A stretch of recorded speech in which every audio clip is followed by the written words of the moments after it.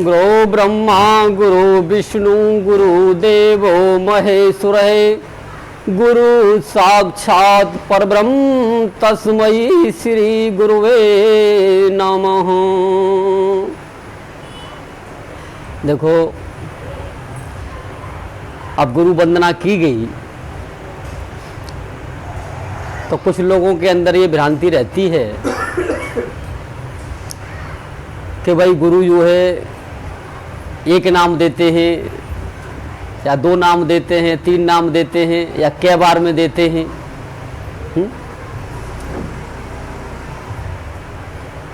कुछ 3 बार में देते हैं। लेकिन अब यहाँ क्या कहा गया कि भाई हमने नाम एक बार में ही देना है, एक बार में ही नाम देना है और वो नाम बदला नहीं जाएगा, नाम वही रहेगा। क्योंकि सत्य कोई ऐसा नहीं है कि सत्य को आप बार बार बदल दें। लेकिन अब कुछ लोग जो छल कपट वाले होते हैं वो क्या सोचते हैं कि भाई चलो उनके पास तो एक बार ही जाना है, वो एक बार में जाकर के वो नाम दे देंगे हमको, फिर उसके बाद में गुरु की क्या आवश्यकता है। फिर तो गुरु का काम खत्म हो गया, भाई नाम तो दे दिया ना और नाम ले लिया और बाद में उनको बदलना तो है नहीं, वही नाम है। तो इस भ्रांति को मैं दूर कर रहा हूं आपकी को।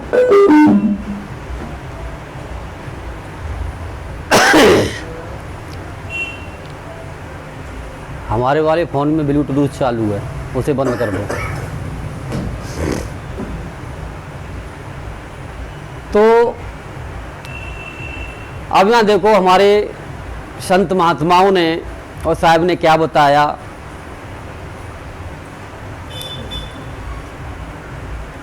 कि उस नाम के द्वारा ही आपको पता चलेगा कि गुरु कैसे ब्रह्मा हैं और गुरु कैसे विष्णु हैं और गुरु कैसे पार ब्रह्म हैं, कैसे ब्रह्म हैं, कैसे पार ब्रह्म हैं, कैसे पूर्ण ब्रह्म हैं। तो गुरु तो हमेशा साथ रहेगा ही रहेगा, क्योंकि गुरु है तो नाम है और गुरु नहीं है तो नाम नहीं। ये आप गांठ बांध लो पूरी तरह से। गुरु है तो नाम है और गुरु नहीं है तो नाम नहीं है। प्रमाण कबीर साहब ने क्या कहा कि ऊपर जो चढ़ाने वाला है, इन स्टेजों को जो बताने वाला है, आगे जो ले जाने वाला है, वो गुरु ही तो है। हम सीढ़ी ढूंढते हैं तो गुरु ही को तो सीढ़ी बनना पड़ेगा। तो साहब ने क्या बताया बीजक के अंदर, गुरु सीढ़ी से उतरे शब्द विमुखा होय, ताको काल घसीट है रोक सके नाही कोई। बोले संसार में कोई ऐसी पावर नहीं है कि जो गुरु सीढ़ी से उतर जाए और फिर उसको बचा सके। तो नाम ही वो गुरु है और गुरु ही वो नाम है। संक्षेप में आप इस तरह से कह सकते हो। तो अब इसी के लिए ही प्रार्थना की जाती है। तो खाली गुरु होगा तभी आप अपने स्टेजों पर चढ़ पाएंगे, क्योंकि जिस तरह से सीढ़ी है तभी आप ऊपर की मंजिलों पर पहुंच पाएंगे। अगर सीढ़ी ही नहीं है, मकान भी है आपके पास में, सीढ़ी है नहीं, तो आप कितनी छलांग लगा सकते हो? लगाओ, कितनी लगाओगे? यानी पहली मंजिल भी नहीं आप पहुंच सकते हो उछल के, क्योंकि इतनी बड़ी छलांग तुम्हारी नहीं है। जो कि पहली मंजिल भी 9-10 फुट की है, तो कैसे मान लो पहुंचोगे? फिर आगे की मंजिलों पर मान लो सफर करना है तो कैसे चढ़ोगे? तो बिना गुरु के तो संभव देखो है ही नहीं।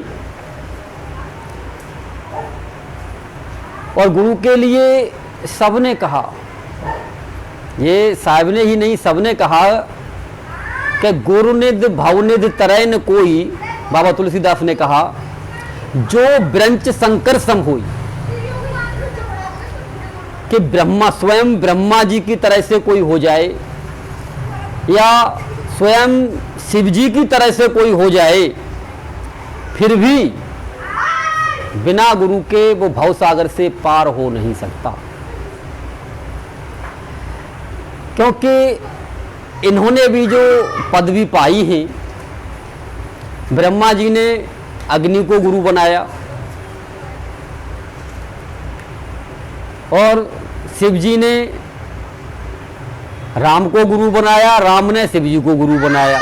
लेकिन इसमें भेद है, भेद है, क्योंकि आप रामायण को पढ़ेंगे तो यही मान लो आपकी समझ में आएगा, इससे आगे समझ में नहीं आएगा। लेकिन आखिरकार वो भेद है क्या? वो भेद हम जब गुरु से नाम प्राप्त करते हैं और गुरु के क्या नाम है, उस गुरुत्व को हम जब समझते हैं, तब हमको पता चलता है कि आखिरकार जो राम के अंदर है वही शिव जी के अंदर है, जो शिव जी के अंदर है वही राम के अंदर है। तो ये भ्रांति बिना जाने टूट नहीं सकती। और यही खेल देखो पहले भी होता था, आज भी होता है, आगे भी सत्य को बदला नहीं जा सकता। अगर कोई कहे सत्य को मैं तोड़ मरोड़ करके अपने हिसाब से पेश करूं, नहीं हो सकता। क्योंकि सत्य जैसा था वैसा ही रहता है, हमेशा वैसा ही था, आज भी वैसा ही है, आगे भी वैसा ही रहेगा। तो इसी तरह से जब गुरु शिष्य का संबंध जुड़ता है, तो जिस तरह से राम और शिव जी का है, जिस तरह से यहाँ पर जो स्थान परमात्मा ने हमें दिया, तो क्या इसको कहा जाता है? शिव राम पारक। शिव राम पारक नाम भी और जगह भी परमात्मा बड़ी सोच समझ के मान लो वो किए जाते हैं, तो हर जगह से निकाल लिया जाता है जहाँ शिव और राम दोनों एक हो जाते हैं, दो नहीं रहते, एक हो जाते हैं, उसे शिव राम पारक कहते हैं। शिव और राम एक होकर के दोनों ही रहते हैं, विचरण करते हैं। तो इसी तरह से जब गुरु और शिष्य एक हो जाते हैं, एक होंगे कब? एक जब ही होंगे जब कि हम इस सत्य को समझेंगे, जिसके लिए सभी ने कहा, भगवान श्री कृष्ण ने कहा कि सारे धर्मों का आसरा छोड़ करके तू अपने धर्म में स्थित हो जा या मेरे धर्म में स्थित हो जा। तो मेरा और तुम्हारा कोई अलग नहीं है, यानी शिव और राम कोई अलग नहीं है, न जानने पर अलग है। तो इसी तरह से जब गुरु और शिष्य का मेल होता है, और गुरु जब वो सत्य का बोध कराता है, तब वो एक ही हो जाता है, वो दो नहीं रहते फिर। इसी के लिए कहा कि धर्म नहीं कोई सत्य समाना और आगम निगम पुराण बखाना। कि कितने भी आप किताबों को पढ़ लो, कितने भी ग्रंथों को पढ़ लो, कितने भी आप गुरुओं के पास चले जाओ, कहीं भी घूम लो, लेकिन सत्य के अलावा जहां पर एंड होगा वहां सत्य में जाकर के होगा। क्योंकि सत्य से बढ़कर ना कुछ था, न है, न कभी होगा। दी एंड है। तो हमको कोशिश ये करनी चाहिए कि आखिरकार जिसके लिए सब जो इशारा कर रहे हैं वही सत्य है, जो गुरु के अंदर भी विद्यमान है, शिष्य के अंदर भी विद्यमान है।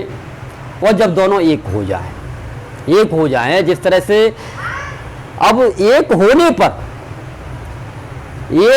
पर ये नहीं होता, बहुत ऊंचा रहस्य इसमें।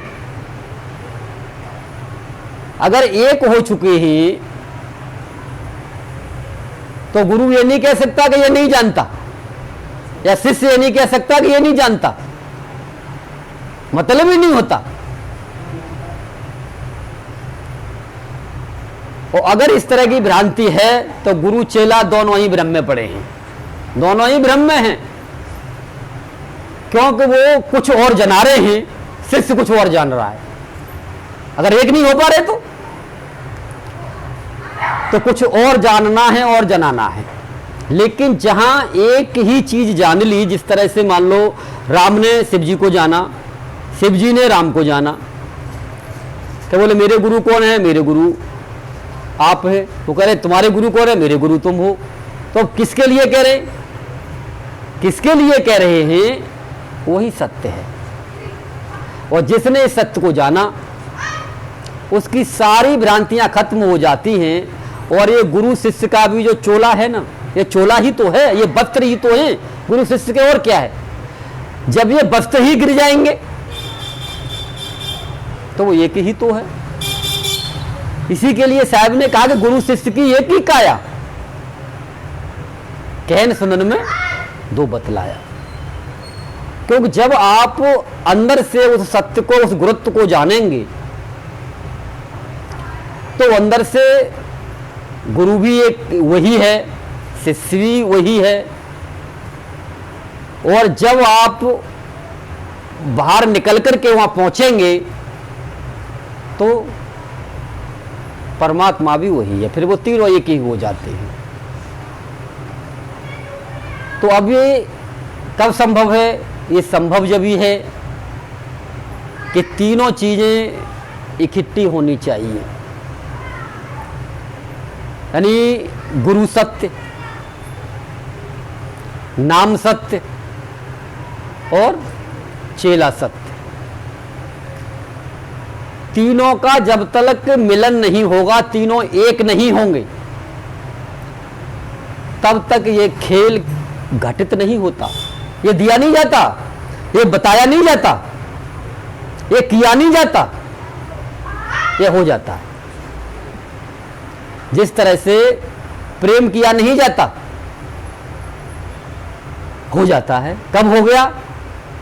बहुत समय बाद हमें पता चलता है कि मुझे तो इससे प्रेम हो गया है, लेकिन शुरू में नहीं पता चलता, बहुत समय बाद पता चलता है। तो इसी तरीके से सत्य को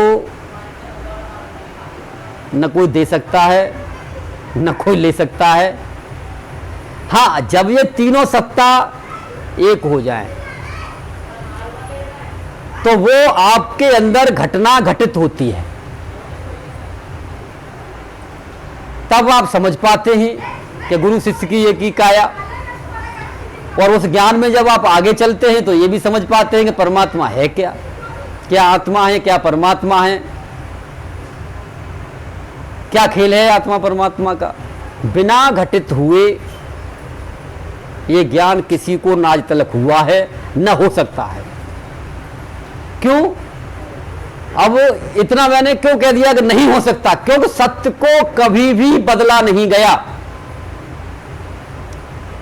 कभी भी किसी भी समय सत्य को न बदला गया है न बदला जा सकता है। तो आगे किसकी हिम्मत है जो सत्य को बदल देगा? कभी नहीं बदला गया, इसलिए मैंने कह दिया। तो हमने सिर्फ कोशिश ये करनी है कि हम एक कैसे हों,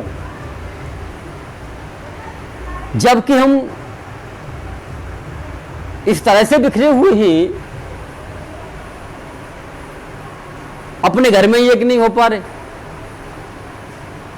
पत्नी कुछ कह रही है, पति कुछ कह रहा है, मां कुछ कह रही है, बाप कुछ कह रहे हैं। ये तो एक बंधन है। पिता कुछ कह रहे हैं, बेटा कुछ कह रहा है। ये तो जो इतना तो कम से कम होना चाहिए। भाई भाइयों की बात तो एक बहुत दूर की बात रह गई, लेकिन मान लो जे प्रांगण संबंध हैं, इनसे हम एक नहीं हो पाते। सबके अलग अलग मान लो बिछड़े पड़े होते हैं, लौकिक ही नहीं बन पाता, तो अलौकिक कहां से बनेगा? आगे हम गुरु शिष्य के संबंध में पहुंचते हैं तो गुरु जी कुछ कह रहे हैं, शिष्य कुछ कह रहा है। तो यानी सत्संग का मतलब क्या है? जब हम सत्संग में आते हैं, क्यों बुलाया जाता है सत्संग में? कि भाई सत्संग में आकर के जब आप बैठेंगे, गुरु के सम्मुख बैठेंगे, कहा ना कि सम्मुख हो जीव मोह जब हुई, जब तक आप इस गुरु के जो ये खत्म होने वाला शरीर है, लेकिन है तो इसी के अंदर वो सत्य विद्यमान है, गुरु ने प्रकट कर रखा है, सब कुछ प्रकट है, शिष्य को प्रकट करना है। तो प्रकट के सामने आप नहीं बैठेंगे तो प्रकट होगा कैसे? आप प्रकट करना चाहते हो फोन से, हैं, वीडियो से, वहां से प्रकट ना होना। जिस तरह से अब एक दीपक जलाते हैं आप, तो आप फोटो वाले दीपक से या वीडियो वाले दीपक से यहाँ के दीपक को जला के दिखा दो, कितनी भी कोशिश करते रहो जल नहीं सकता, करते रहो कोशिश, जलेगा नहीं। उस दीपक को जलाने के लिए आपको ओरिजिनल जो दीपक है उसके सम्मुख बैठना ही पड़ेगा, उसके सम्मुख आना ही पड़ेगा। जब उसके सम्मुख आएंगे तो मान लो मिलेंगे, मेल होते ही वो भी जल उठेगा। अब जब वो भी जल उठेगा तो अब मुझे ये बताओ कि इस दीपक में और उस दीपक में क्या फर्क रहा? भाई ये भी जल रहा है और वो भी जल रहा है। तो अब ये काम ऑनलाइन तो होने से रहा भैया, ये ऑनलाइन नहीं होता काम, ये तो गुरु जला हुआ हो और जब हम गुरु के सम्मुख बैठते ही तभी ये काम हो सकता है। जब ही हमारे संतों ने कहा कि बिन सत्संग विवेकन होई, राम कृपा बिन सुलभन होई, कि जब परमात्मा की बहुत बड़ी कृपा होती है तब कहीं हमें सत्संग सुनने के लिए मिलता है। मैं तो आजकल चलो एक चीज तो है कि परमात्मा की बहुत बड़ी कृपा है, टेक्नोलॉजी इतनी हाई हो गई है कि जल तो नहीं सकते आप, जलने के लिए तो आपको पास ही आना पड़ेगा, लेकिन ऑनलाइन आप सत्संग तो सुन सकते हो। तो सत्संग सुन सकते हो तो वो सत्संग से अपना विवेक को जागृत करो कि आखिरकार हमारे गुरुजी क्या कह रहे हैं और हमारे जो पूर्वज संत हैं वो क्या कह रहे हैं, और आज इस संत का हमने सत्संग सुना तो ये क्या कह रहा है। तो आपका विवेक जागृत होगा और विवेक के द्वारा आप कसौटी कर सकते हो, कर सकते हो आप कसौटी कि आखिरकार मुझे किधर जाना है, क्या करना है। बात नाम की, देखो नाम तो एक था, एक है, एक ही रहेगा और हमेशा से एक ही था, एक है और आगे भी एक ही रहेगा। रही बात यानी कि गुरु मान लो बदल बदल के नाम दिया करते हैं, यह उनकी अपनी समझ है, क्योंकि मैं किसी पर कटाक्ष नहीं करता, अपनी अपनी समझ है। लेकिन मेरी समझ तो यह है कि उस एक ही नाम को दो और एक में ही चलाओ। क्यों? कि एक जगह गड्ढा खोदोगे, एक जगह गड्ढा खोदोगे तो खोदते खोदते पानी अवश्य निकलेगा, और अगर आपने थोड़ा यहां खोद दिया, थोड़ा वहां खोद दिया, थोड़ा वहां खोद दिया, तो क्या होगा? कहीं पानी नहीं निकलेगा, कहीं पानी निकलेगा ही नहीं। क्योंकि जब पानी का नंबर आएगा तब तक तुम वहां से भाग लोगे, तो निकलेगा कहां से? क्योंकि इसी तरह से एक दृष्टांत मैंने सुना कि बताया किसी ने कि भाई इस पहाड़ के अंदर सोना है। अब वो सेठ ने, जब सोना है, सोने की कीमत ही बहुत ज्यादा होती है, तो वो सेठ ने अपना सर्वस्व दांव पर लगा करके बेच करके उस पहाड़ को खरीद लिया कि चलो सोना मिल जाएगा तो उसके बाद तो मैं फिर हो जाऊंगा भाई करोड़पति अरबपति, फिर हो जाऊंगा, ये तो बिजनेस है। लेकिन सारी मशीनरी, सारा कुछ अपनी ऊर्जा लगा करके वो उस पहाड़ को खोदता रहा, खोदता रहा, खोदता रहा, लेकिन खोदते खोदते थक गया। थकने का मतलब क्या है कि उसके आत्मविश्वास उसका डिग गया। थकने का मतलब यह है, जब आत्मविश्वास ही डिग गया तो बोले यार है या नहीं है इसमें, अब क्या करूँगा, कोई चारा नहीं है, पैसा भी चला गया, तो अब तो ऐसा किया जाए जो कुछ पल्ले पड़ जाए ना, जो कुछ मिल जाए वही ले लो। तो उसने क्या काम किया, उसकी बोली लगा दी कि भाई जो भी इस पहाड़ को खरीदना चाहो वो खरीद सकता है।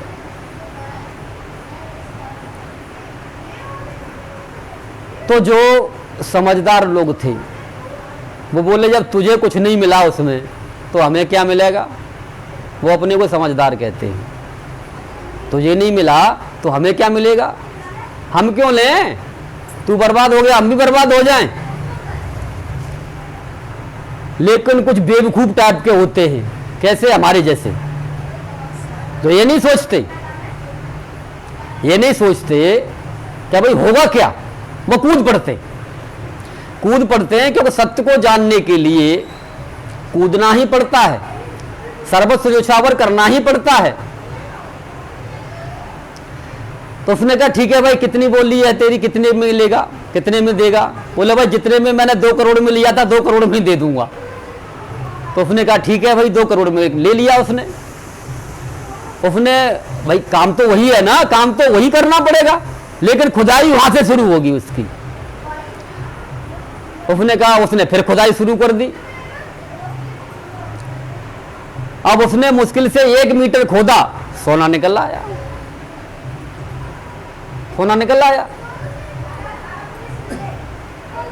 अब वो पछताता है कि यार मैं थोड़ा और खोद लेता तो मेरी मेहनत सफल हो जाती। अब इसको देखो बहुत तरीके से कहा जाता है, लेकिन मेन मकसद क्या है कि बहुत गई थोड़ी रही ये भी बीती जाए, और ताल भंग मत कीजिए कुलय दाग लग जाए। कि जो हमने परमात्मा की भक्ति में समय लगाया उस सत्य को, पहले नंबर तो मैंने आपसे साफ कहा है, मैं क्लियर कहता हूं कि जो भी मान लो सत्संग की तरफ आते हो, गुरु की तरफ आते हो, तो ये सुनिश्चित कर लो कि जो हम करने के लिए जा रहे हैं ये सत्य ही है। कहने का मतलब है ये सुनिश्चित कर लो सत्य ही है। अगर तुम्हारे अंदर यानी आत्मा आपकी गवाही देती है, आपका मन कहता है कि हाँ ये सत्य है, तब आप उसमें लगो, वरना आप गुरुओं पर विश्वास ही ना करो। अपनी अंतरात्मा से पूछो, अपने विवेक के द्वारा मान लो पता करो कि हाँ ये सत्य है, फिर आगा पीछे मत ना देखो, फिर कूद जाओ उसमें। क्योंकि अगर सत्य है और आपने, आपकी अंतरात्मा कह रही है कि सत्य है, आपने निर्णय कर लिया ये सत्य है, फिर पीछे हटना कैसा। अजी साहब परेशानी आ गई थी, परेशानी तो फिर भी आनी थी। अगर उसने पहाड़ को छोड़ दिया, पूरा नहीं खोदा, उसने छोड़ गया, तो उसकी परेशानी सॉल्व होगी क्या। फिर छटपटाता रहेगा यार मैं आलो और नीचे आ गया, तो परेशानी कहां से हल हो गई। लेकिन जब आपको पता है कि इसमें सोना है तो निकाल के छोड़ो उसे, निकलेगा, अवश्य निकलेगा।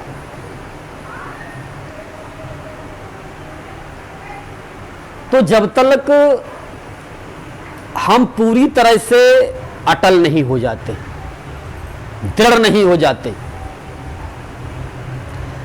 तब तक गुरु से नाम लेने का, भजन करने का वो हम लाभ नहीं ले पाते जो कि मिलना चाहिए।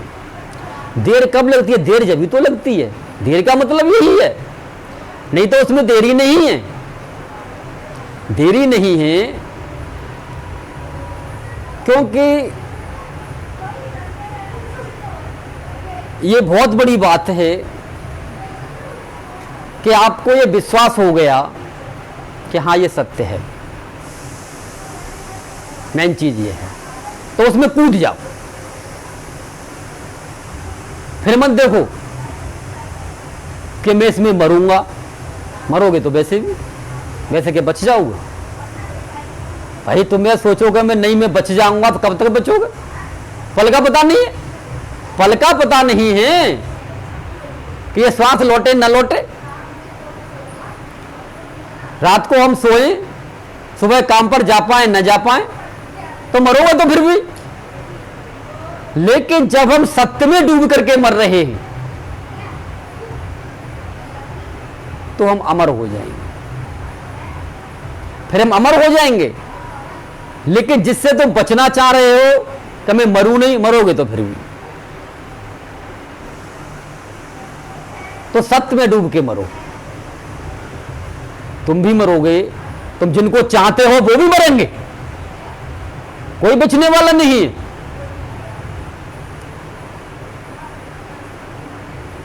तो जिस तरह से बीच में कई बार जब साधक आगे बढ़ता है तो चुनौतियां उसके सामने खड़ी हो जाती हैं, चुनौतियां उसके सामने खड़ी हो जाती हैं परेशानियों की। अब उन परेशानियों को अपने अपने तरीके से नाम दिए गए। किसी ने कहा कि ये परीक्षा है,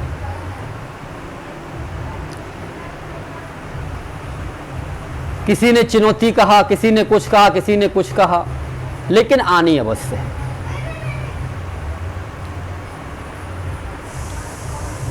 लेकिन जब हम सत्य पर चल रहे हैं, हम नहीं चलेंगे फिर भी वो आएंगी।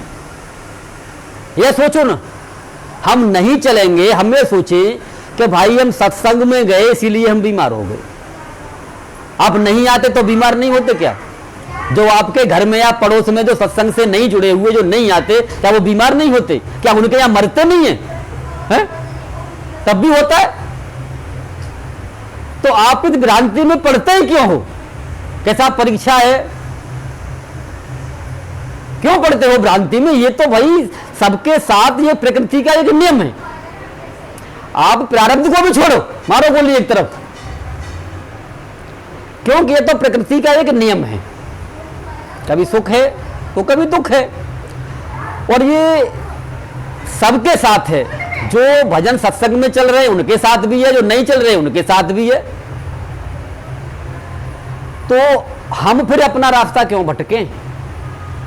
हाँ, या तो ऐसा हो जाए, ठीक है भाई हम सत्संग छोड़ देते हैं, भगवान को मानना छोड़ देते हैं, हमारे यहां कोई मरे नहीं, हमारे यहां कोई बीमार ना हो, हम नहीं चलते। ले ले भाई इस बात की गारंटी, नहीं करते हम। फिर के साथ भक्त जब चलते, परेशान तो सभी होते, कौन नहीं होता परेशान। लेकिन जब वो सारी परेशानियां हमको झेलनी ही झेलनी है संसार में आकर के, तो हम सत्य में क्यों ना अपने को मिटाएं? सत्य में जब हम मिटाएंगे तो हमको वो अमर पद प्राप्त हो जाएगा कि ना हमारा कोई मरेगा ना हम मरेंगे। ये एक फायदा है। अब ये सोच कौन सकता है? देखो, मनुष्य के अंदर कबीर पंथ में बहुत तंगड़े तंगड़े नियम बना रखे हैं लोगों ने। मैं ये नहीं कहूंगा कबीर साहब ने बना रखे हैं, वे आगे गुरबा लोगों ने बना रखे हैं। कबीर साहब ने कोई ऐसा नियम नहीं बनाया। उन्होंने तो ये कहा जैसा भी है तू आ जा, मुझे कुछ लेना देना नहीं, तेरे पास कुछ है या नहीं है भाई, जो चाहिए, जो मान लो संत को चाहिए, गुरु को चाहिए, वो हर जीव के अंदर मौजूद है, मौजूद है जो उसको चाहिए। क्या चाहिए, क्या चाहता है संत, क्या चाहिए संत को, क्या वो देखता है? तो साहब ने क्या बताया? सत सुकृत फूल गुलाब का,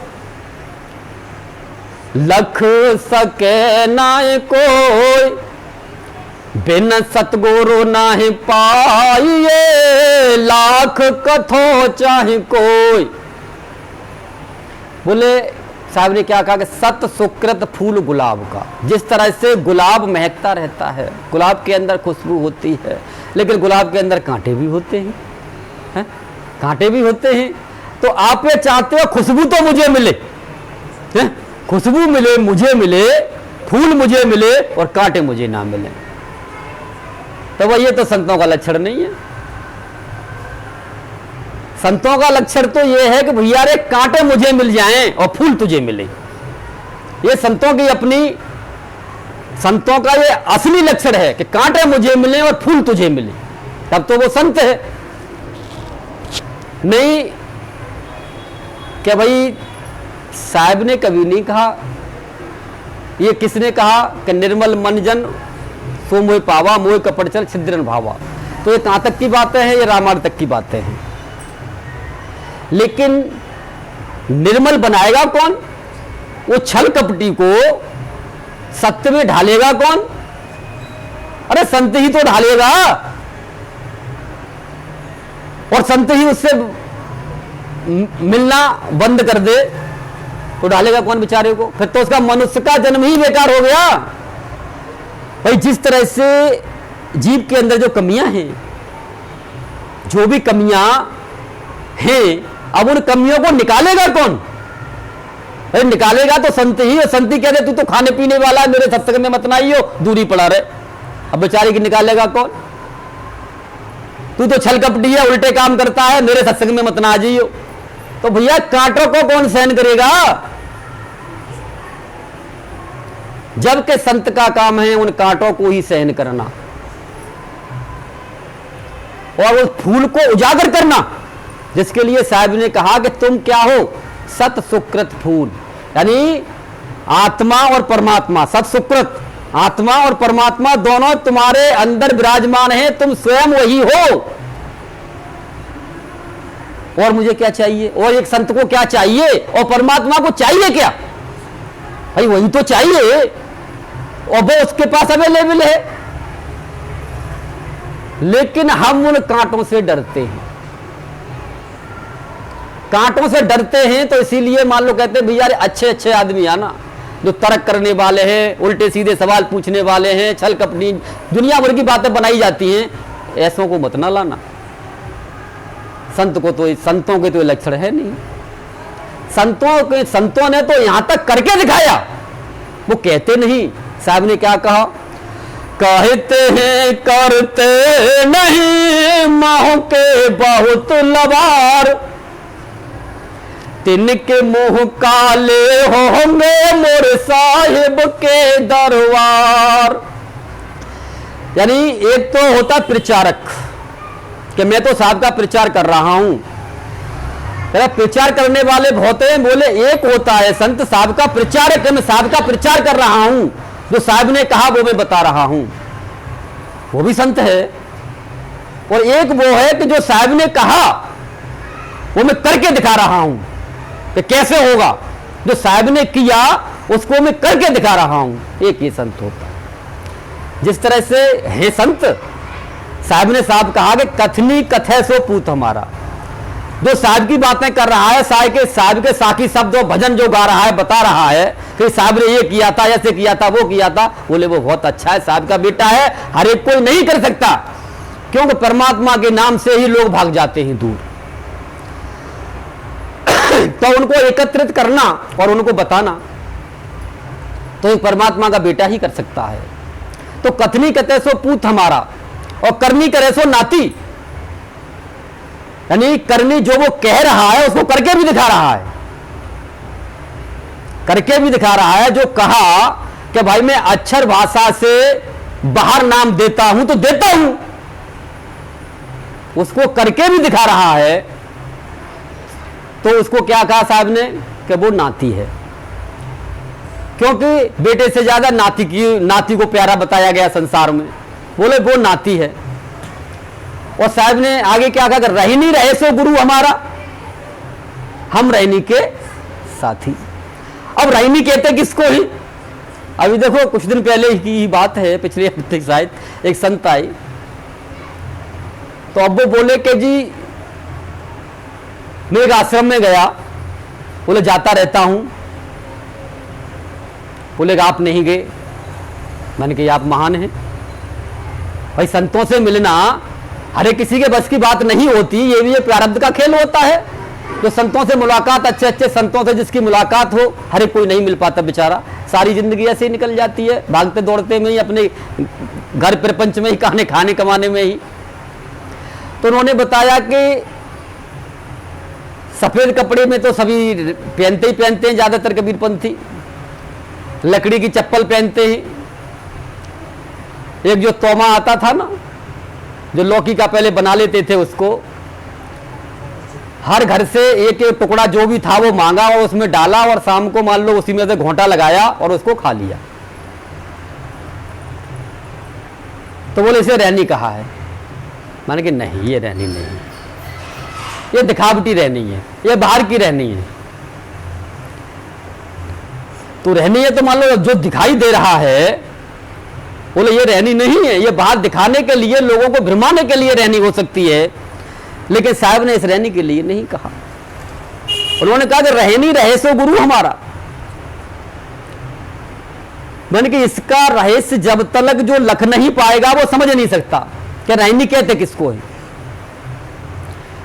तो जो मान लो लख लेता है और वहां पहुंच जाता है, वो उस रहनी में ही रहता है, उसे फिर मान लो भजन करने की आवश्यकता नहीं होती, वो स्वयं ही शब्द स्वरूपी में ही उतर जाता है। तो रहनी रहे, वो उसी हमेशा उसी रहनी में रहता है। संसार में दिखाई देगा, संसार में दिखाई देगा कि उसका शरीर कार्य कर रहा है, इंद्रियां उसकी कार्य कर रही हैं, उसमें लगी हुई हैं, लेकिन वास्तव में वो कहीं और है। इसी के लिए साहब ने कहा, कर से कर्म करो रे विधि नाना, मन राखो जहां कृपा निदाना। यानी मन को जिसने आत्मा के अंदर समावेश कर दिया, तो रहनी में वो आ सकता है। अब ये आत्मज्ञान है, परमात्मा ज्ञान यहां से आगे है। जो मन को आत्मा में लय करने में कामयाब हो जाता है, वो रहनी में ही रहता है। बेशक चाहे वो कुछ भी पहने या कोई भी कार्य करे, लेकिन वो रहनी वो समझ जाता है कि रहनी कहते किसको है, वो यानी रहनी में रहना शुरू कर देता है। वही रहनी की समझ पाता है कि रहनी कहते किसको है, और उसको रहनी को देने वाला कौन है, उसको पूर्ण गुरु कहा जाता है। उस रहनी को देने वाला, तो उसमें फिर कुछ करना नहीं पड़ता, उसमें ये नाम जप वगैरह जो भी चीजें हैं सब छूट जाती हैं, कुछ नहीं करना पड़ता, लेकिन उसमें रहना पड़ता है। फिर आप उसमें रहेंगे तो ऑटोमेटिक ही आपका भजन होना ही होना है। पहले शुरुआत में ये होती है कि चलो थोड़ी हटे फिर लगे, हटे फिर लगे, प्रॉपर उसमें रहने लग जाते हैं, आगे की यात्रा अपनी शुरू हो जाती है। तो देखो, कहना एक अलग बात है, सुनना एक अलग बात है, और कह के उसको उसमें उतारना, तो कांटे तो सहन करने पड़ेंगे भाई। और संत तो आते ही इसलिए, संतों के लिए क्या कहा साहब ने, संत बड़े परमार्थी और करते आत्म साथ, और अन्न को शीतल करें अपना पारस लाए। यानी अब इसका क्या मतलब हो गया कि संत परमार्थी, आत्म साथ, आत्मा में अपने साथ ही उसको मिला लेते हैं आत्मज्ञान करके।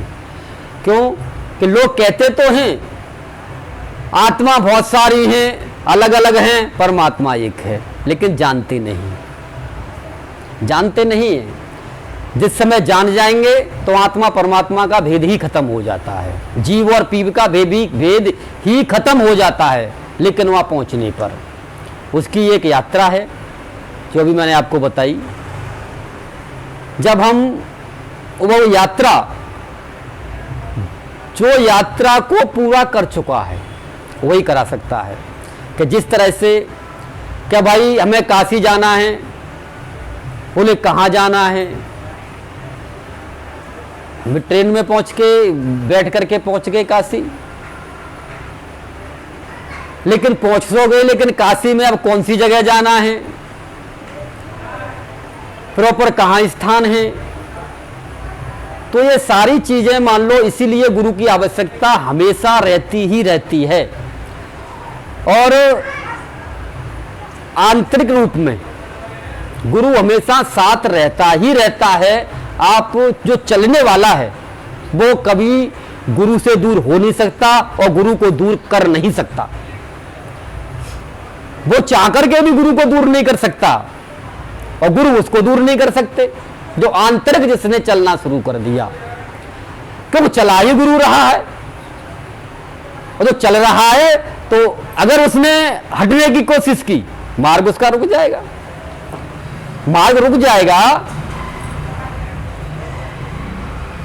बेचैनी बढ़ जाएगी उसके अंदर। भाई यही तो था, जब जिस तरह से मान लो गरुड़ जी को जरा सा संशय आया, तब हमेशा साथ रहने वाले कि यार ये भगवान कैसे हो सकता है, इसके बंधन तो मैं काट रहा हूं, तो ये भगवान कैसे हो सकता है, भगवान तो कोई और ही होगा, ये नहीं है। तो भगवान तो देखो वही है, हाँ रूप कुछ और हो सकता है, रूप उसका कुछ और हो सकता है, अरूप कुछ और हो सकता है, लेकिन भगवान नहीं बदला जाता, भगवान तो वही है। जिसके लिए साहब ने कहा कि देखा रूप अरूप, तो बिना रूप का रूप है, ये तो हो सकता है, लेकिन आप कहेंगे ये नहीं हो सकता, ये बात मेरे हजम नहीं होती, क्योंकि ये गलत है। क्योंकि एक तरफ तो साहब कह रहे हैं सब गट मोरा साइया, सूनी सेजन को बलियारी व घटकी जागट प्रकट हो। तो भाई गिरे से गिरा कोई जीव हो उसके अंदर भी है, गिरे से गिरा हो, कहीं कितने भी गलत काम करता हो उसके अंदर भी है सब गट मोरा साइया। तो भाई उसके अंदर क्यों नहीं हो सकता? जिसको आपने गुरु बनाया, गुरु धारण किया, उसको अंदर क्यों नहीं हो सकता? उसके अंदर भी है। फर्क क्या है कि या तो वो प्रकट नहीं कर पाया, आप भी प्रकट नहीं कर पाए, क्योंकि महिमा प्रकट की है, क्योंकि महिमा जले हुए की है। तो दीपक जला है तो वो जला सकता है, जो नहीं जला तो आप उसके पास भी आ जाओ, बैठे भी रहो, फिर भी वो बेचारा खुद नहीं जलाता, तुम्हें कहां से जलाएगा वो? तो वो देर रात बैठने का भी कोई फायदा नहीं होता। तो देखो संत बड़े परमार्थी, संत तो परमार्थ में कांटे तो मिलेंगे ही मिलेंगे मेरे भाई। जैसे एक दृष्टांत मैंने बहुत समय पहले पढ़ा था, आज नहीं स्टूडेंट लाइफ में सुना था संतों से, कि एक संत जी जा रहे थे, तो पास से एक पानी बह रहा था। जिस तरह से मान लो ट्यूबवेल का पानी चलता है या बम्बा का पानी चलता है, कोई नहर तो नहीं थी, क्योंकि संत नहर में थोड़ा ना डूबेगा, वो नाली में ही जा रहा था। ट्यूबवेल की या बम्बे की नाली चलती थी गांव में पहले, आज भी चलती है। तो उसमें एक बिच्छू बह रहा था। तो संत को कहां दया आ जाए, क्योंकि उसकी दृष्टि किधर घूम जाए। वैसे तो संसार में चारों तरफ, लेकिन उसकी दृष्टि किधर घूम जाए वही कल्याण हो जाता है। तो जब उन्होंने देखा, उनकी दृष्टि उस पर पड़ी, बिच्छू पर, बिच्छू को उन्होंने उठाया, और बिच्छू का तो स्वभाव है डंक मारना, मार दिया उसने, मार दिया, काट लिया। लेकिन अब काटा दर्द होगा तो छूटेगा तो है ही है, अपने आप गिर गया। वो गिर गया तो फिर वो आगे पहुंचे, आगे जाकर के फिर उन्होंने उसको उठाया। यानी इस तरह का बार बार ये होता रहा, 2 बार, 4 बार, 5 बार, 8 बार, जितनी बार भी हुआ। लेकिन उन्होंने कहा कि बचा के तो मैं रहूंगा बेटा तुझे। तो अब जो देख रहे थे कुछ और जो संत थे उनके साथ में, वो कह रहे थे कि बाबा तू पागल हो गया आज तो। बोले क्यों? बार बार तुझे काट रहा है, तेरा हाथ मोटा हो गया कट कट के, इतना सूज गया, लेकिन फिर तू मान नहीं रहा, फिर भी नहीं मान रहा, फिर भी क्या इसको मान लो बार बार उठाऊंगा, उठाता है और फिर काट लेता है, लेकिन नहीं मानता। बोले कि भाई जब ये एक जंतु की योनि में है, इसको कोई बोध नहीं है, इसको कोई बोध नहीं है, लेकिन जो इसकी प्रकृति है, परमात्मा ने इसको प्रकृति दी है, ये उस पर अटल है। बिच्छू का काम है डंक मारना, और ये मान नहीं रहा। तो बोले अगर मैं असली संत हूं तभी तो मैं संत हूं, तभी तो मैं असली हूं कि ये बार बार काटेगा, मैं ऐसे बचाऊंगा,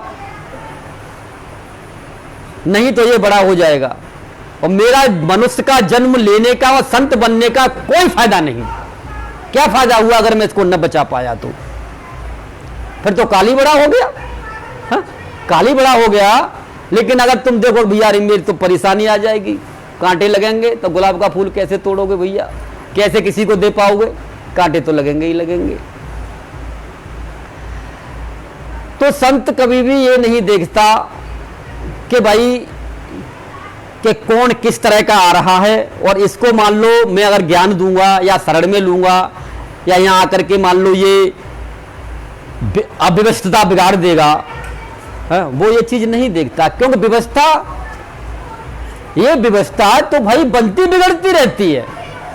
भाई आज हमारे पास में मान लो सैकड़ों शिष्य हैं, हजारों हो जाओ या 4-6 रह जाओ, ये तो यहां की व्यवस्था है ना, तो ये तो बनती बिगड़ती रहती है, ये तो काल का खेल है। तो इस व्यवस्था से संत का कोई लेना देना नहीं होता, क्योंकि उसका कार्य है कि परमात्मा की व्यवस्था है, और परमात्मा ने जिस व्यवस्था के अंतर्गत मुझे जो कार्य सौंपा है, नाम देने का या प्रचार का या पार करने का, तो मैं अपना कार्य करूंगा, यानी कि मैं परमात्मा का कार्य करूंगा, न कि यहां की व्यवस्था देखूं। यहां की व्यवस्था तो भाई ये तो बनती बिगड़ती रही है, हमेशा बनती बिगड़ती रहेगी। हम देख रहे हैं कि जिनके करोड़ों शिष्य थे, आज शिष्य कहीं हैं, गुरु कहीं पड़े, शिष्य कहीं पड़े, तरस रहे हैं। तो यहां की व्यवस्था तो बनती बिगड़ती रहेगी, लेकिन परमात्मा की व्यवस्था में चलने वाला संत को इससे कुछ लेना देना नहीं होता। वो परमात्मा की व्यवस्था में, परमात्मा के ऑर्डर में कार्य करता है, उसे यहां के लोगों से कोई लेना देना नहीं होता, चाहे कोई उसे बुरा कहो चाहे कोई भला कहो। क्यों?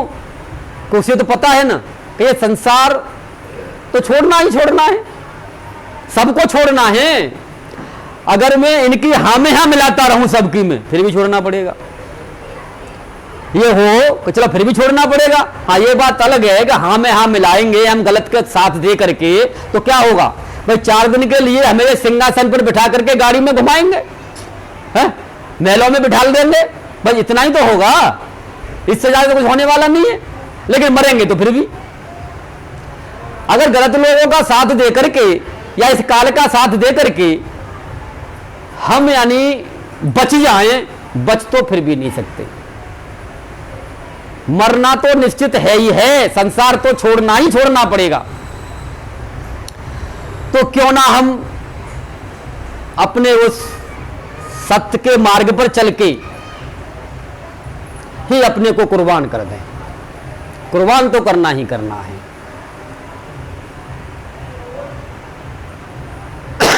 अब इसी के लिए साहब ने कहा कि मिटा दे, सत्य उन्हीं के हाथ आता है। बाद बाकी संसार के साथ चलने वालों का न कभी सत्य मिला है, उनको न मिल सकता है, न मिलेगा, कभी नहीं। हाँ, बाद में जिनको मिल गया उनके साथ कुछ संसार जरूर आ जाता है, वो एक चीज अलग है। लेकिन संसार के साथ चलने वालों को कभी सत्य नहीं मिलता, तो उसको तो अलग होना ही पड़ेगा। और फिर आप जो है साहब के ज्ञान में चलने वाले, साहब के ज्ञान में आ जाओ, शरीर के साथ चलने वाले को कभी सत्य नहीं मिलता। आप ऐसे समझ लो, तो वैसे कहेंगे तो साहब तुम मान लो समझ में नहीं आ रहा, ऐसी बातें कर रहे हो कि जो शरीर के साथ शरीर को अपना सब कुछ समझ करके चलता है कि भाई मेरे शरीर पर कोई परेशानी नहीं आए, मेरा सब मान सम्मान करें, तो ये तो छोड़ना ही छोड़ना पड़ेगा, क्योंकि यही तो संसार है। इसी के लिए हमारे संत महात्मा आए, सबने मान लो जो साधना की और जाना, तो उन्होंने बताया कि सहजो भज हर नाम को तज दुनिया से नेह, अपना तो कोई है नहीं अपनी सगीन देह। तो देह से ही संबंधित है संसार है सारा ही जो हम बाहर देखते हैं, और देह से संबंधित जो देख रहे हैं वो अंदर का संसार है। तो इस अंदर वाले संसार को और बाहर वाले संसार को भी पहले बाहर वाले से कोई अच्छा कह रहा है बुरा कह रहा है हमें कोई लेना देना नहीं, कोई मान सम्मान दे रहा है भाई अपने सभी करते रहते। जब भी तो कहा कि बाबा रे मजा फकीरी में। फकीर किसको कहते हैं? फकीर वो नहीं, जब थोड़ी देर पहले मैं आपको बता रहा था कि मान लो पैरों में लकड़ी की चप्पल पहन ली, तोमा ले लिया और मान लो दर दर मांगते फिर रहे हैं, एक टुकड़ा तू दे दे एक टुकड़ा तू दे दे, फकीर रहेगा? ये फकीर नहीं है। जा क्यों रहे हो भाई, जा क्यों रहे हो? तुम्हें भरोसा नहीं है उस पर? जब परमात्मा के नाम पर बैठ ही गए तो जरूरी है टुकड़े खाना, तो खाना ही है टुकड़ा तो परमात्मा का दिया हुआ खाओ ना। अगर उस पर ही मान लो तुम बैठ गए सारा कुछ छोड़ छाड़ करके, या कमा के खाओ या कमा के खाओ, या बैठो वहीं पर अपने आप आएगा तुम्हारे पास में, क्यों मान लो वो कर रहे हो? तो फकीर कहते हैं जिसको फिक्र नहीं, जिसको फिक्र नहीं उसको तो फिक्र है ना कि कल जब तक मांगने के लिए नहीं जाऊंगा मेरा पेट नहीं भरेगा। सुबह निकलेगा लेके तो मां नहाएगा धोएगा, सुबह फिर निकलेगा, दूसरे दिन फिर निकलेगा, तो वो फिक्र में लगा बेचारा, तो उसने फिक्र का फाका कहां कर लिया? हाँ, संसार की नजरों में उसने दिखा दिया कि मैंने घर छोड़ा बाहर छोड़ा, कपड़े छोड़े, कुछ लोग नंगे भी घूमते कि मैंने कपड़े भी छोड़ दिए साहब। लेकिन अब इस खाने के लिए, इस गड्ढे को भरने के लिए, पेट को भरने के लिए तो फिर भी तो किसी दरवाजे पर जाकर के हाथ फैला रहे हो, तो कैसे संत हो? इसको फकीर नहीं कहा गया। तो फिक्र का फाका कर ले, फिक्र ही ना रहे जैसे किसी चीज की, फिक्र ही ना रहे किसी चीज की, उसको फकीर कहा है। किसी की फिक्र नहीं, यहां तक है कि अपने शरीर की भी फिक्र नहीं रहती कि मैं नहाया कि नहीं नहाया, आज मैंने खाया कि नहीं खाया, आज चाय पी कि नहीं पी, बोले अभी तो पी थी पर मुझे पता ही नहीं। तो इसे के फिक्र का फाका, क्योंकि वो उसमें ही लीन रहता है, सत्य में ही जो लीन रहता है वो ही फिक्र का फाका कर सकता है, बाद बाकी फिक्र का फाका कोई नहीं कर सकता। सत्य को जानने वाला और उसमें ही लीन रहने वाला ही फिक्र का फाका कर पाता है। तो तभी कहा कि वावारे मजा फकीरी में, जो सुख पाया राम भजन में वो सुख ना है अमीरी में। वावारे मजा फकीरी में, तो अब वो सुख आता कैसे है? जो फिक्र का फाका कर जाए, कोई फिक्र ही नहीं, तो वो सुख कैसे आता है? राम के भजन से। राम का भजन करेंगे तब। अब राम का भजन करने के लिए राम को जानना बहुत जरूरी है। राम है कहां, कौन है राम, कौन है राम? अब उसी राम को जानने के लिए अब क्या करना पड़ेगा? फिर हमें सत्संग में आना पड़ेगा लौट के वहीं पर। तो जब तक हम सत्संग में नहीं आएंगे, संतों की शरण में नहीं आएंगे, तब तक हम उस राम के पास नहीं आ सकते, राम की शरण में नहीं आ सकते, क्योंकि जान ही नहीं सकते। तो वो आनंद, आनंद कहो परमानंद कहो, क्योंकि मान लो जो भी आप शब्द रखेंगे काटने वाले तैयार बैठे। संसार ऐसा है, क्योंकि वो काटने के लिए तुमने आनंद कह दिया तो काट देंगे, परमानंद कह दिया तो काट देंगे, अरे इससे भी परे है, इससे भी परे है, तुमने कुछ भी कह दिया इससे भी परे है, इससे भी परे है। अरे भाई यहां वो परे से परे है, हकीकत है, लेकिन तैने क्या जाना? तू अपना बता, तेने कुछ जाना है तो अपना बता, साहब का मत ना बता, अपना बता तेने क्या जाना। बैठ सामने, पता चल जाएगा 2 मिनट में। तो साहब की तो एक से एक ऊंची बाड़ियां हैं, तो बाड़ियों को लेकर के हम उलझते रहते हैं बेमतलब। हमें देखे कि हमने क्या जाना, हमारी स्थिति कहां तक पहुंची, हम किस स्थिति को प्राप्त हुए, और आगे हमसे अभी क्या बाकी रह गया है, क्या कुछ रह गया है, और उस मंजिल को भी हम तय करने की कोशिश करें, तभी हमारा कल्याण है। वो हमारा कल्याण हो गया तो हम औरों का भी कर सकते हैं। तभी तो कहा भाई संत बड़े परमार्थी, परमार्थी आप जब ही कर सकते हैं। उन संत ने तो वो बिच्छू को निकाला और सहन किया उन्होंने। इसी तरह से जो परमार्थी संत होता है, जब इस जीव को निकालेगा, तो आपने सुना होगा कि भाई संत के ऊपर भी कर्म आते हैं। अगर कर्म काटने की जड़ी ना हो तो एक में ही मर जाए, अपने ही ना काट पाए, औरों को कहां से पार करेगा बेचारा वो। तो जड़ी होने की वजह से, लेकिन तपस तो उनको भी सहन करनी ही करनी पड़ेगी भाई। क्यों आग में से किसी को निकालोगे, और आग जल रही है भरपूर, और आग में से किसी को निकाल रहे हो, उसमें कूदोगे तो क्या होगा। कितना भी सुरक्षा कवच तुम्हारे पास में है, लेकिन शरीर तो तुम्हारा भी ये 5 तत्वों का कच्चा है। तो तपन तो आएगी ही आएगी, लेकिन उस तपन की वजह से आप उसको वो काम कर छोड़ दो। संत ही संत बनना छोड़ दो। अगर आपको डर लगता है, काल से डर लगता है, इन दुष्टों से डर लगता है, तो छोड़ दो संत बनना। बनने की जरूरत क्या है फिर कि भाई ये मुझे परेशान करेंगे, मेरे को मान लो परेशानी होगी, तो अपने आराम से कुटिया में बैठो और भजन करो, छोड़ दो। लेकिन संतन छोड़े संत ही, चाहे कोटक मिले असंत, चाहे करोड़ों उसको मान लो गिराने वाले, डुबाने वाले, मारने वाले, उल्टा सीधा कहने वाले कितने भी मिल जाएं, लेकिन वो अपने कार्य से पीछे नहीं हटता। और कैसा भी आ जाओ भाई, साहब के पास तो ऐसे ऐसे दुष्ट लोग आए, शेख तकी जैसे, और भी बहुत तेरे दृष्टांत सब। तो भाई संतों के पास तो मान लो अच्छा आएंगे कहां से, मुझे ये बता दो। अच्छे संतों के पास अच्छा आदमी क्यों आएगा? अच्छा तो अच्छा ही है, वो क्यों आएगा बेचारा? वो दुष्ट ही आएगा, या जो परमात्मा के लिए प्यासा है वो आएगा, या मान लो जो लोग खराब हो चुके हैं दुनिया में वो आएंगे। तो अब संत उसमें से छांट करेंगे क्या? संतों का ये छांट करने का काम नहीं होता। उनका तो जो भी आया सबको प्रसाद मिलता है, सबको प्रसाद मिलता है। और उस प्रसाद को पाकर के, प्रसाद का मतलब वो नाम है, वो नाम को पाकर के जो भी कमियां हैं ऑटोमेटिक वो कमियां निकलती हैं। शेख तकी जैसे की निकल गई, जो 16-16 हजार हूर रखते थे, रानियों को रखते थे, बल्कि बुखारी का जो राजा है उनकी निकल गई, दिल्ली की सुल्तान की सुल्तानगिरी निकल गई।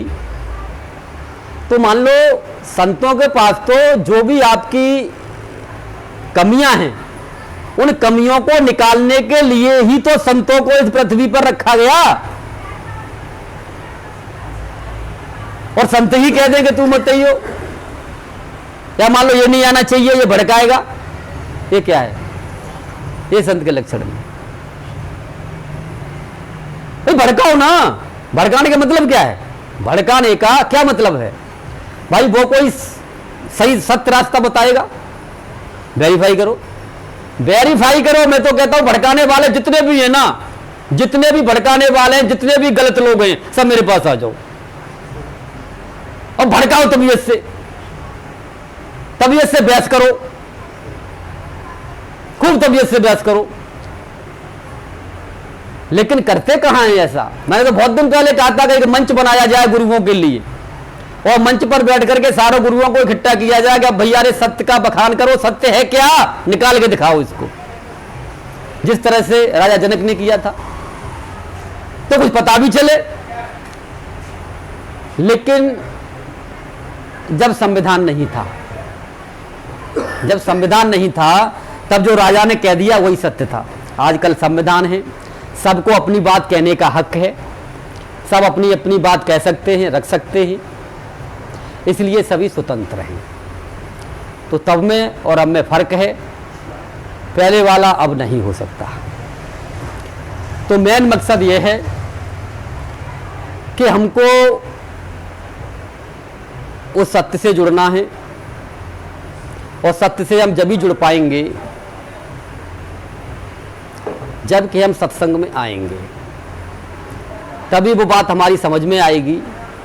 और फिर आते आते, सत्संग में आते आते कब हम नजदीक आ गए और कब जल उठा पता ही नहीं चलता।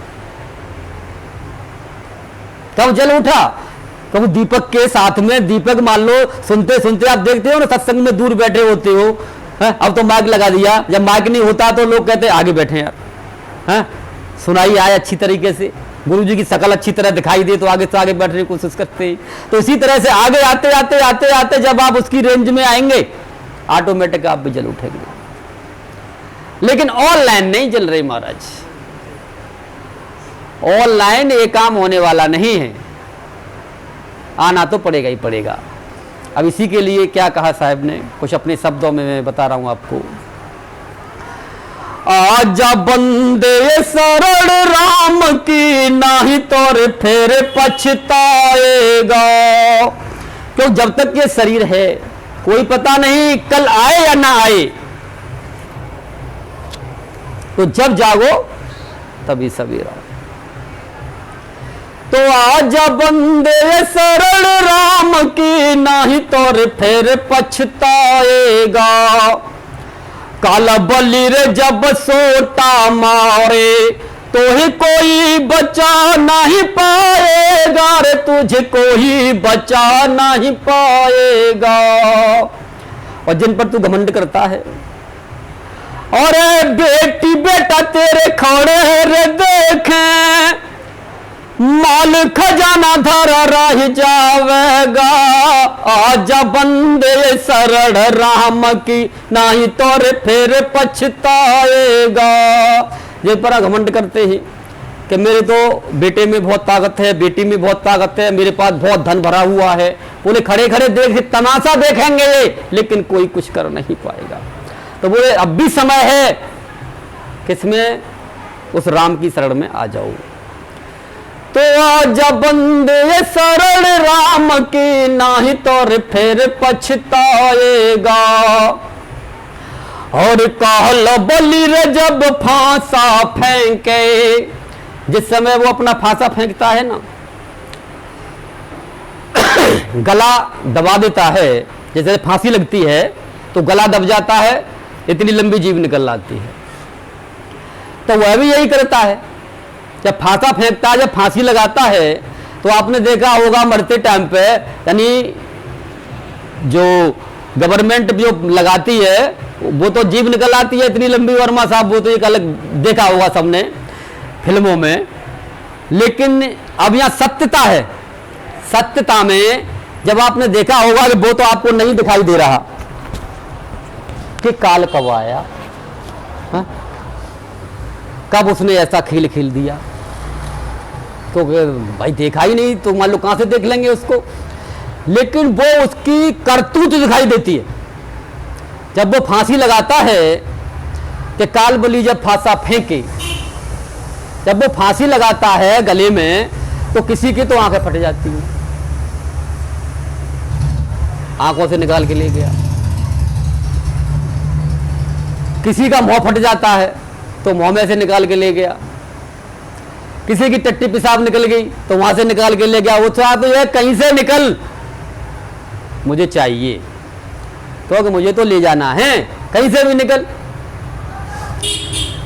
तो काल बलि रे जब फांसा फेंके, तो है कोई नकली गुरु रे बचा नहीं पाएगा। और विदेही गुरु रे मेरो भीड़ जाई आगे, फिर काल उसी से नवाएगा। आजा बंदे शरण राम की, नहीं तोरे फिर पछताएगा। क्यों कि जब मान लो दबाता है तो परेशानी होती है ना। भाई यहाँ कोई बदमाश आ जाए, बदमाश आ जाए और आपको कोई मारने लगे तो आप क्या करते हो फिर? तो जहां तक आपका बस चलता है वहां तक तो आप लड़ते हो उससे, और जब आपका बस नहीं चलता तो आप फिर मान लो अपने हितैषी को बुलाते हो, अपने भाई को बुलाओगे, पड़ोसी को बुलाओगे, जो भी आपके संपर्क में है, नजदीक है, उसको आवाज देके बुलाओगे कि भाई मुझे बचाइए, मुझे मार रहा है। तो अब आपका हिमायती ऐसा होना चाहिए जो आपको बचा ले। वे कहते होते हैं कि देखेंगे तेरे हिमायती है, हाँ? बुला लेना, हम आ रहे हैं उस दिन। तो काल पहले अल्टीमेटम दे देता है कि मैं आ रहा हूं। अगर हिमायती है तो बुला लो, अगर आपके हिमायती में ताकत है तो आपको बचा लेगा, और आपके हिमायती में ताकत नहीं है तो नहीं बचा सकता। क्यों? काल से टक्कर बोल लेगा। तो यहां साहब क्या बता रहे हैं?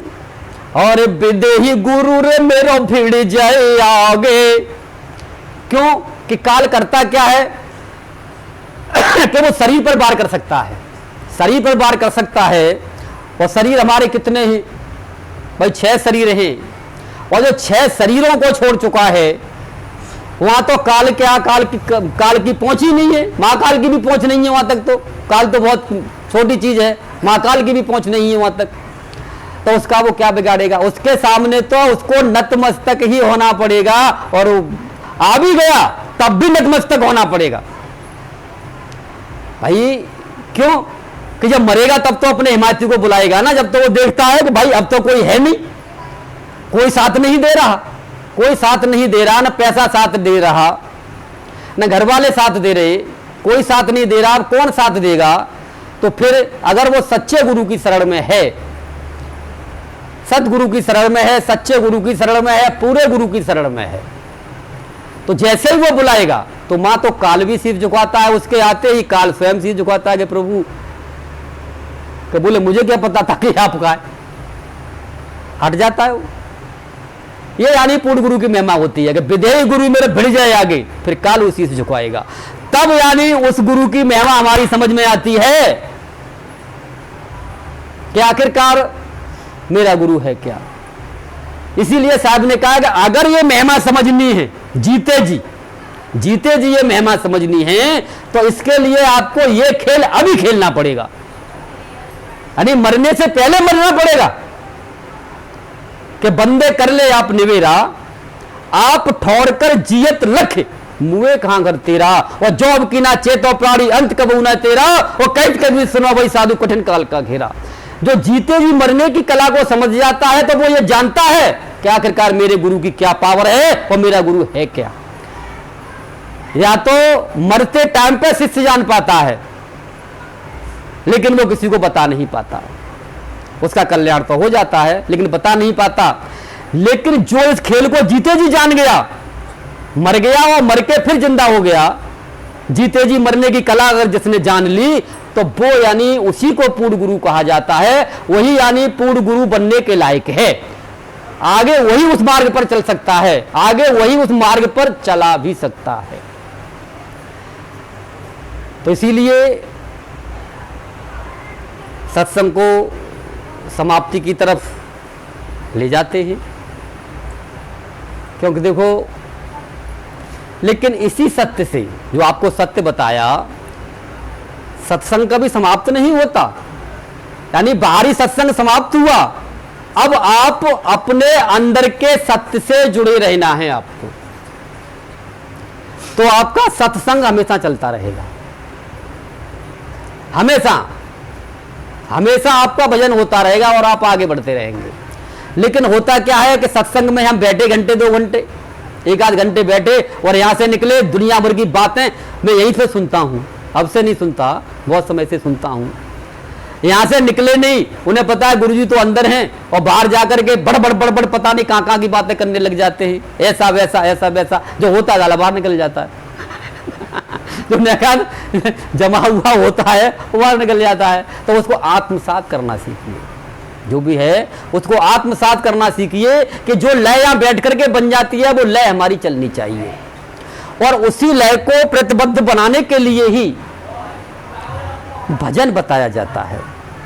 आपको जब भजन बताया जाता है, भजन पर बैठते हैं आप, तो एक चीज का ध्यान रखिए, कोई भी किसी भी गुरु का शिष्य हो, मुझे कोई लेना देना नहीं होता इस चीज से, और किसी भी तरह का कोई नाम कर रहा हो, चाहे बोलने वाला कर रहा हो, चाहे वर्णात्मक कर रहा, कुछ भी कर रहा हो, लेकिन भजन उसका जब सार्थक है, जब वो भजन पे बैठा, तो एक स्थिति भजन करते हुए ऐसी आनी चाहिए कि वो खुद खो जाए।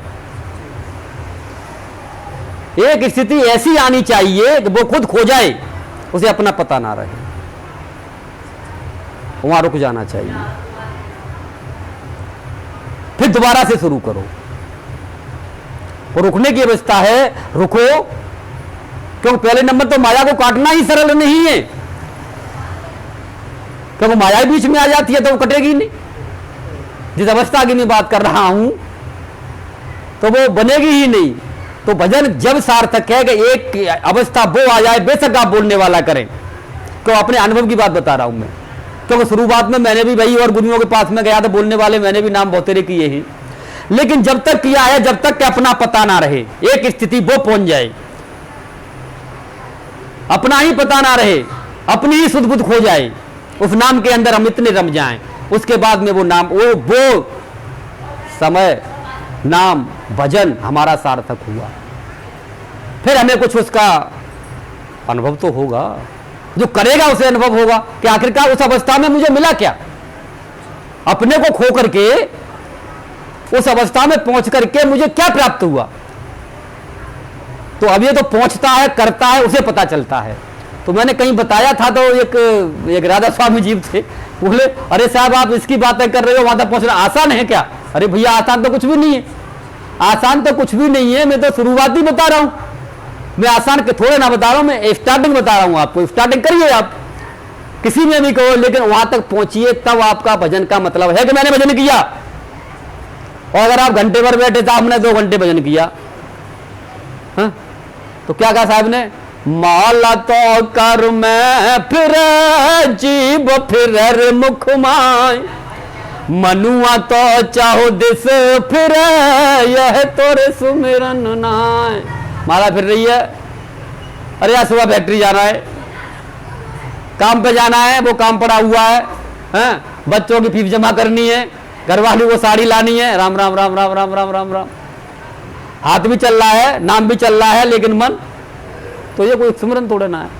एक अवस्था वो आनी चाहिए आपकी, आप कोई भी करो, चाहे बोलने वाला नाम क्यों नहीं हो, उससे भी देखो आपको क्या मिलता है और कैसे आप आगे बढ़ते हैं। तो बोलो सतगुरुदेव की जय, ने तत्वदर्शी गुरु राम कुमार साहेब की जय, सभी संत महात्माओं की जय, सत साहेब गुरुदेव मुकेशानंद साहेब की जय।